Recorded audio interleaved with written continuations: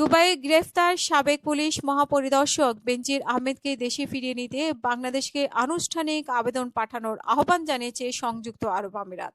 আমিরাতের স্বরাষ্ট্র মন্ত্রণালয়ের অধীনস্থ এনসিবি আবুধাবি থেকে বাংলাদেশি পুলিশের এনসিবি ঢাকা শাখার এই আহ্বান জানিয়ে একটি আনুষ্ঠানিক চিঠি পাঠানো হয়েছে। চিঠিতে আগামী ৩০ দিনের মধ্যে প্রয়োজনীয় নথিপত্র সহ বেনজির আহমেদকে দেশে ফিরিয়ে নিতে বাংলাদেশকে আনুষ্ঠানিক আবেদন পাঠানোর আহ্বান জানানো হয়েছে। সংশ্লিষ্ট সূত্রে জানানো হয়েছে যে গ্রেপ্তারের পর সাবেক আইজিপি বেনজির আহমেদকে সংযুক্ত আরব আমিরাতে বিচারিক কর্তৃপক্ষের সামনে হাজির করা হয়।